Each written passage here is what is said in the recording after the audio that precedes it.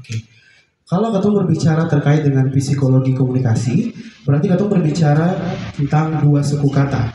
Yang pertama psikologi dan yang kedua komunikasi. Kalau katong berbicara soal psikologi berarti katong berbicara tentang katong punya kejiwaan, katong punya emosional diri sebagai manusia. Kemudian menurut dari George A. Miller, dia merupakan salah satu aktivis psikologi asal Inggris. Oh, psikologi komunikasi itu hanya sekedar ilmu terapan atau yang berminat untuk belajar saja yang boleh tahu. Tapi kalau teman-teman lihat sendiri bahwa ilmu ini dia adalah segala ilmu dari ilmu-ilmu yang akan kita pelajari. Dia adalah ilmu yang berasal dari diri kita sebagai manusia. Kita menyesuaikan diri dengan situasi, dengan kondisi. Kita perlu tahu bagaimana psikologi kita. Kita perlu tahu karakter kita dulu, baru kita bisa mempelajari karakter orang.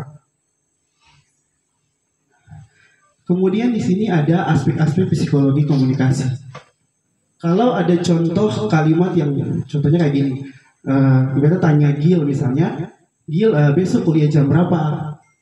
Pasti Gil akan jawab, oh besok beta kuliah jam 7 misalnya. Nah, lewat percakapan sesingkat ini, dia melewati 4 tahap itu. Persepsi, emosional, kemudian motivasi, dia menjadi kognisi. Yang pertama persepsi. Kita menaruh harapan kita terhadap orang.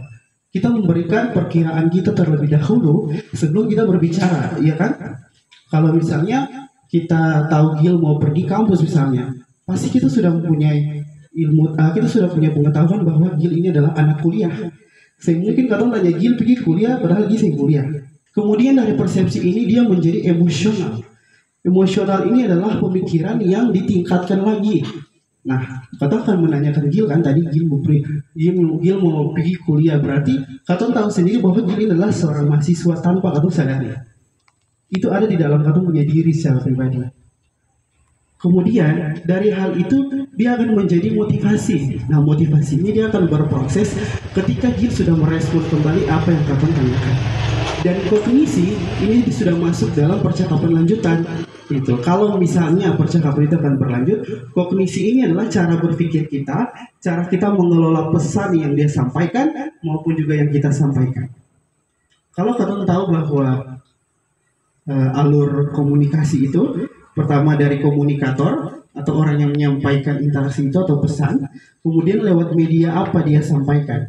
Media ini bukan hanya sekedar kayak media sosial atau apa, tapi media ini adalah suara kita. Kalau misalnya kita berbicara secara langsung, suara itu adalah media. Kemudian media ini dia tersalurkan kepada komunikan atau orang yang mendengarkan interaksi kita, kemudian dikelola lewat kognisi ini. Setelah lewat dari kognisi, di situ akan terjadi pertukaran peran. Yang tadi media komunikan sebagai pendengar akan menjadi komunikator karena dia merespon kembali. Kemudian yang tadi komunikator dia menjadi komunikan sebagai pendengar informasi. Nah, sekarang kalau tadi kita sudah mengetahui tentang apa itu psikologi komunikasi, kemudian aspek-aspeknya, terus apakah kita sudah bisa dibilang sebagai orang yang sukses dalam berinteraksi?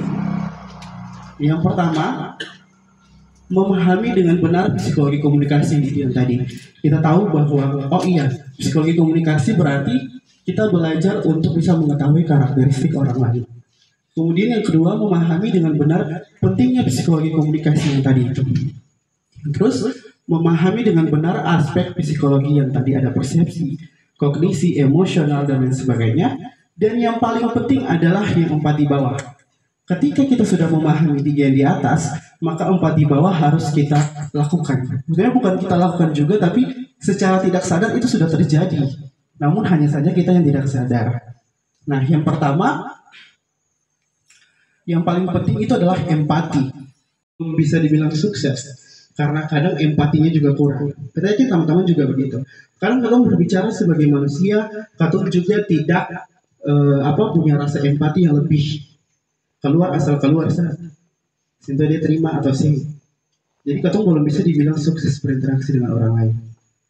Kemudian aktif mendengarkan. Aktif mendengarkan di sini maksudnya katong kalau berbicara dengan orang, katong harus bisa memahami jelas apa yang disampaikan. Kemudian katong bisa merespon kembali apa yang dia inginkan, apa yang memang menjadi kebutuhan. Jangan katong tidak secara aktif mendengarkan, namun katong jalan saja gitu. Makanya sering terjadi kasus-kasus yang kayak ada miskomunikasi lah, kemudian ada salah paham dan lain sebagainya. Itu karena dia tidak sukses berinteraksi dengan orang lain. Kemudian komunikasi yang jelas dan efektif ini sudah pasti. Jelas dan efektif ini bukan berarti dia pintar bicara. Itu dalam rumpun ilmu psikologi. Kalau berbicara soal komunikasi yang jelas dan efektif, walaupun dia punya suara kecil, tapi kalau dia punya intonasi, dia punya kata yang menjadi kalimat itu keluar dari mulut itu dengan baik, dia tetap menjadi orang yang komunikator yang jelas dan efektif. Kemudian mengelola konflik ini yang paling penting. Mengelola konflik ini banyak sekali, seperti misalnya dalam percintaan, ya kadang konflik ini dia terjadi bukan karena sudah membesar atau memang sudah menjadi sebuah kasus, ya konflik ini juga dia bisa jadi antara hubungan interpersonal kita dengan pasangan. Gitu. Jadi bagaimana kalau misalnya kita memahami psikologi kita, maka kita juga bisa mengelola konflik itu dengan baik. Entah dia yang mengalah atau kita yang mengalah, intinya sama-sama kepala dingin. Ya, istilahnya kalau mengelola konflik itu seperti itu. Next. Oke, dari sekian banyak aspek yang sudah kita lihat, di sini ada 2 tips dan strategi ya untuk membangun hubungan yang baik dan perlu untuk katong lakukan dalam kehidupan sehari-hari. Yang pertama itu mengembangkan keterampilan komunikasi. Katong kalau berkomunikasi, ya kadang katong terlalu fokus dengan apa yang katong sampaikan. Katong terlalu fokus dengan pesan apa sih yang sebenarnya katong mau sampaikan. Contohnya kita mau bicara sebagai pemimpin ibadah, berarti yang kita perhatikan adalah materi atau ayat firman dan lain sebagainya. Namun ketika katong memahami tentang psikologi komunikasi, yang pertama katong perhatikan itu adalah bagaimana dia menyampaikannya. Dari situ katong akan mengetahui tentang sikap dan karakter dia sebagai manusia. Ya, katong harus menampilkan yang terbaik, tapi kadang yang terbaik ini dia malah bikin katong jadi lemah, kadang bikin katong jadi kayak amburadul dan lain sebagainya. Kemudian mengelola emosi ini yang paling penting. Kadang komunikasi ini dia berada di semua situasi, entah situasi yang dingin maupun situasi yang panas. Situasi yang panas ini maksudnya ada yang bakalahi, kemudian ada yang juga menyelesaikan masalah secara dingin namun tidak ada ujungnya. Nah itu bagaimana katong bisa mengelola emosi, karena kadang emosi ini menjadi penghambat untuk katong bisa menyelesaikan masalah atau menyelesaikan sebuah urusan yang memang katong mau. Nah kemudian dari 2 ini, yang pertama mengembangkan keterampilan komunikasi dan juga yang kedua mengelola emosi, ini akan membangun sebuah hubungan yang baik dengan orang, entah itu dengan hubungan dengan pacar atau hubungan dengan orang lain, itu dia akan lebih baik kalau katong memahami soal keterampilan dan katong bisa mengelola katong punya emosi. Itu yang paling penting. Emosi ini emosional dalam diri katong semua sebagai manusia.